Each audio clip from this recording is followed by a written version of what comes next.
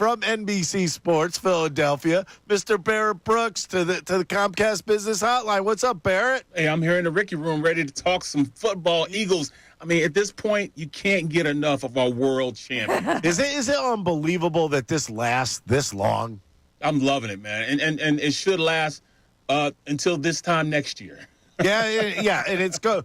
I'll tell you what, Howie has surprised some people here. Maybe not you, but I think I was a little surprised by Howie. He did come out and tell us that this is going to be a different show going on for the free agency. I didn't believe him, Barrett, but he didn't lie to us, did he? No, he didn't. We have to understand we have to be patient, understanding that when you are on top, everybody wants a piece of you. So, everybody comes in like some vultures. They want to come pick at all the good stuff that you have. And guys, that's what they're here to do. They're here to play. Guys like Milton Williams. Milton Williams wanted to get paid. He got a $104 million contract. Come on, man. Eagles couldn't afford that. I mean, then you look at Josh Sweat. He took a hometown discount, but now he had to go get that $76 million. So I totally understand it, man. But Howie Roseman has shown the ability to change and really, go out there and build Super Bowl winning teams by, he did it in the 2017-18 season where he was able to go out and get free agents, hired mercenaries to win a Super Bowl. Well, he did it the homegrown way this time. He got brought in young guys, and these young defensive players came in and won him a Super Bowl. So I have to say that I have to give him a little credit for being able to maximize his potential, whatever way he does it, to get it done, and he's gotten it done.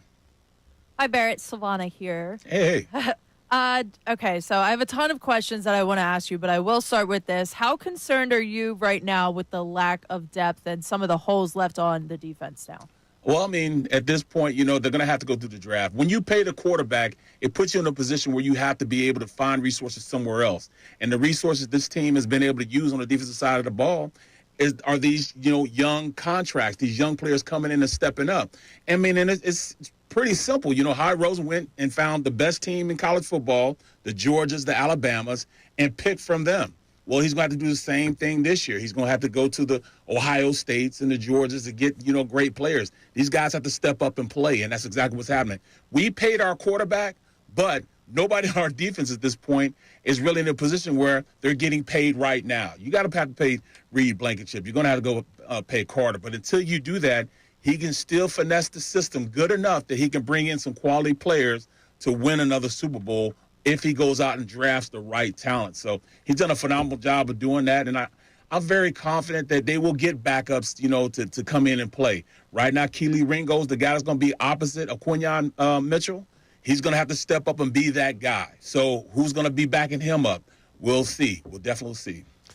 You know what? When you look at this and you look at other teams around the NFL, the Eagles are still in really good shape. Absolutely. I mean, they're still favored to go to the Super Bowl. Well, they have to be. You got to look at Big Red and how the Chiefs did it. The Chiefs had the number one offense. They were out there scoring all these points, and a great quarterback and everything. And then the next year they win the Super Bowl. It was through the defense. Well, maybe we got to do the same thing. This defense played phenomenally last year. Maybe the offense has to pick it up a little more and do their thing. I mean, that's where the majority of the money is being spent. So now it's time for them to go out there and be that team that we know that they can be on the offensive side of the ball, that we witnessed in the playoffs, that we witnessed especially in the Super Bowl. So it's a lot of them going out and being the team we know they can be. We saw them being a Super Bowl and Jalen Hurts executing that offense in that way. So the CJ-GJ trade really confused me. I wanted to know what your reaction was, and who do you see starting alongside Reed Blankenship at safety? Do you think it may be someone not on the team yet, or do you see Sidney Brown taking that step? I mean, I think they really believe in Sidney Brown, and I'm going to tell you the truth. I am a big Sidney Brown fan.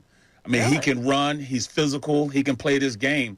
They got to temper him down a little bit, have him come in and be a little more reserved. He has to understand that he has a lot of pressure on him to be the starting safety opposite of Reed Blankenship. We're going to have to see. But, I mean, it kind of confused me a little bit also that they let CJ-GJ go. But I also understand a little bit why also. Because they're going to have to pay Reed Blankenship. And we know that CJ-GJ wanted a little more. I would think that he would want a little more money because, he garnered that. He played well enough that he should get a little more money. But they couldn't do it at this time. So when you pay Reed, you're looking at, all right, you're going to pay him. I think I'm a little better than him. So I think they kind of, stopped that from happening and traded him. And plus, they're going to get some value out of him. They went out and got Green, an offensive lineman, maybe he's going to be that reclamation project that they had with, Mekhi Becton. Maybe he becomes that type of guy. But how he's moving and shifting these tools in the right way, and like I said, we got to be a little bit patient, but understand it's high expectation on him to go out there and be the best GM in the league again. I was going to bring up the coaching staff. Does that have a lot to do with what he's doing right now also, in the sense that there's a certain belief in Vic Fangio that he can make certain players, customized into his defense? You know what? I mean, that's the biggest thing, you could say in this whole conversation. The belief in them being able to go out there and have these young guys play to the level of expectations because they're getting coached the right way.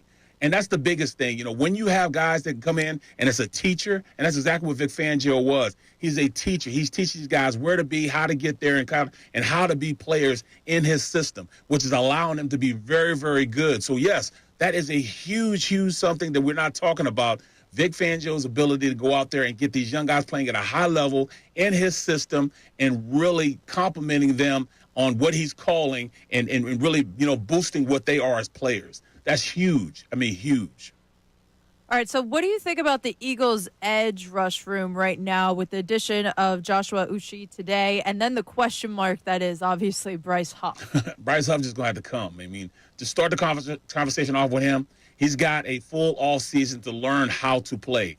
I don't know if Vic Fangio likes him or not, but he's going to have to get on his good side in order to play. Man, this guy's getting paid right now. Him and Bond are making the same amount of money, and we saw what Bond is able to do. He's going to have to take it up to that level also. $51 million, let's go. Now, I mean, he didn't lose everything in just 1 year. He has to be able to rush the passer. But I'm going to say this. I think the room is going to be a physical room, a fast room. I don't know. They're not very big on the outside, at the defensive ends or the rush ends. Nolan Smith, smaller guy. Huff's a smaller guy, and Oche's a smaller guy. They're going to have to make sure that they can go out there and stop the run and set the edge. But I tell you what, those are some fast guys that can go out there and move and make some plays. So I'm seeing them, having a little more of a quicker pass rushing bunch than we had last year. But I really think we can get the job done. We're still missing one or two pieces on that defensive line, but I think they'll be very good going into this next season. With the loss of CJGJ, okay, I looked at him as the ball hawk. Is that fair to say? Absolutely. The guy that always attacked the football. Now, I believe that there's a couple guys usually on your defense that are like that. I think Bond was like that also this year. Don't you need those type of guys on your team so that everybody kind of follows into play? You were just saying, attack the ball. Are these guys going to still do that next year? Well, CJGJ is not there, so he's not going to be that inspirational leader. Who's going to step up and be that guy? Sometimes you don't need that guy. Sometimes you need a guy that's consistent. And I think Bree Blankenship for a long time was that guy that can go out there and get you 2 or 3 INTs. But it's going to be up to those guys up front to really dictate how these guys are going to go out there and get these interceptions, get these turnovers. We've got great linebackers, with Bond being back. And I'll tell you what, Trot Jr. and Dean will make a difference also. But I think it's going to be relying on those guys up front making plays, the Jalen Carters making plays up front, the Nolan Smiths making plays up front to really dictate turnovers in the back end. Yes, these guys can cover their butts off, but they're still going to need those guys tied together with the front end and the back end together for us to get those type of plays.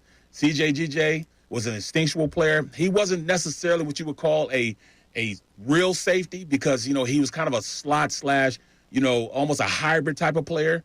I think we have a real safety in Sidney Brown. So I think he'll make some plays and how aggressive he plays. But, it's going to be tied to that defensive line making plays first in order to get those interceptions in the back end. So on the defensive side of the ball, you obviously had Darius Slay leave, and then you had CJGJ also leave. And, 2 big leaders in that locker room. Nakobe Dean also is going to be, missing some time. We don't know when he's going to return. Words that he was a big leader as well. Who are you seeing that maybe could step up and take over in that leadership position? Well, it's going to be a lot of guys that lead by example. At this point, Carter doesn't talk much. He leads by example on the field. He's going to be one of those leaders. I see Nolan Smith being a leader, just about how he plays. He might be a little more, a little more louder in how he approaches the game, being more of that type of leader. But Zach Bond's got to step up. He has to be the guy. And, Reed Blankenship is another one of those guys that leads by example. So it's going to be a lot of those guys out there as opposed to guys who are rah-rah guys. Slay was a rah-rah guy, CJGJ. But I think this defense is going to be a lot different because these guys believe in each other, and they're going to